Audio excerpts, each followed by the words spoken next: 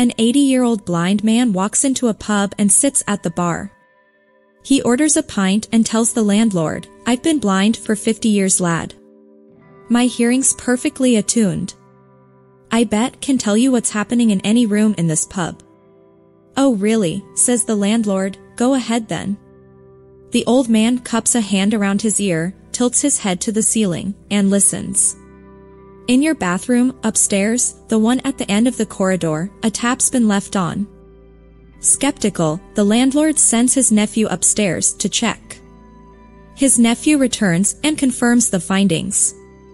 "Could have been luck," says the landlord. "Go on, try again." The old man cups his ear, tilts his head to the floor, and listens. "In your cellar," he says, "I can hear scurrying. You have a rat infestation." "You're talking rubbish," says the landlord, and sends his nephew to check. He returns and the old man is right, again. Now intrigued, the landlord urges him to try again. He cups a hand round his ear and listens to somewhere behind the bar. In the storeroom down that corridor, he says, "Someone's having at it in there right now." The nephew goes and checks the storeroom, and what do you know, he finds two of the bar staff shagging away in there. "Old man, you truly are incredible," says the landlord. "What else can you hear?" The old geezer hushes the landlord, places his head on the bar and listens for a while. He lifts his head off the bar and says, "Yep, your beer pump is definitely out of action." The landlord checks the pump. "Ha! You're wrong, old man. It's working perfectly." "Well then, where's my pint?" A burly gentleman walks into a pub and slams his fists on the bar. He tells the barman that the pub hasn't paid its protection money, and his mafia boss has ordered him to collect. The burly gent heads down to the cellar and starts wheeling out all the wine barrels. He loads them onto his van and drives off. Later that day the burly gent returns and heads back down to the cellar. He starts wheeling out all of the barrels of ale, loading them onto his van, and then drives off with the goods. Later, again, he returns and heads straight back down to the cellar. As he comes up, wheeling all the barrels of Budweiser, the barman stops him and says, "Hang on, just wait a minute. Now you're taking the piss." A wealthy snob walks into a bar. The snob asks the bartender for a 12-year-old scotch. The bartender serves him, but the snob spits it out. "Hey, what are you trying to pull? I know my scotch, and this isn't a 12-year-old, it's 5-year-old. The bartender apologizes. "Sorry, sir, we really don't have much demand here for 12-year scotch and all I have is 5-year. Can I get you something else?" "Yes," the snob demanded. "Get me a 20-year cognac." The bartender served him, and the snob immediately spit it out. "What are you trying to pull? I know my cognac, and this is only 10-year cognac." The bartender apologizes again, once again explaining that his humble bar doesn't carry much fancy liquor. "Can I get you something else?" "Yes," the snob says, "just get me a glass of the oldest bottle of wine you have in this dump." The bartender goes into the cellar to look around. Meanwhile, an old homeless man has been sitting at the end of the bar, watching this spectacle unravel. He walks up to the snob and taps him on the shoulder. "Here," the man says, "try this," and slides him a glass of amber liquid. The snob tastes it. "Holy fuck, is this piss?" "Yeah," the homeless man says, "now tell me how old I am." A pub landlord is struggling with the cost of living crisis. Customers are down and costs are soaring. To get his business back on track, he decides the best way forward is to host an event to draw in new customers. Noticing the cobwebs in some of the dimly lit corners of the pub, he has a stroke of genius and realizes that if he hosts a Gothic-themed evening, he can pass them off as part of the decor. The landlord is feeling rather pleased with himself until he realizes that those alone are unlikely to impress any new customers. He decides what he really needs is some Gothic drinks to serve. He's in luck, The local brewery has several wooden kegs of aptly named Alesh, Spider Web, Vampire Bite, and a broken skull that will surely generate interest and keep the local beer drinkers happy. But the kegs don't come cheap, and even with all of his own savings, he can't afford to buy them. Desperate, he explains his predicament to the brewer, who makes him an offer. The brewer explains that he has an old and used coffin in the cellar that's too heavy to shift by himself.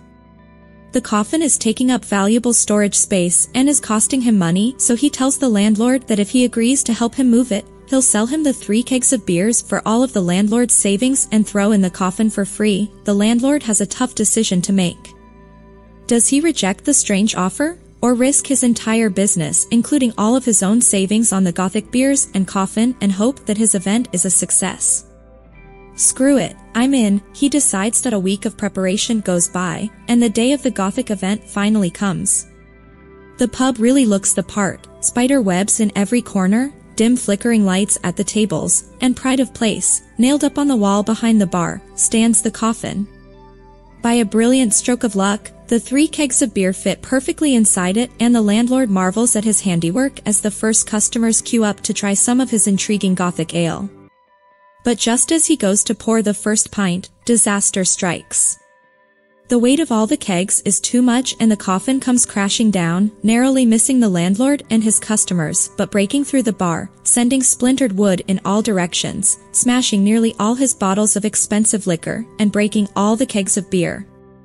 All of his customers leave, and the night is a complete failure. The landlord sits alone with his head in his hands, penniless and ruined. But despite his despair, he has learned one lesson. What is that lesson, you ask? Simple, don't put all your kegs in one casket.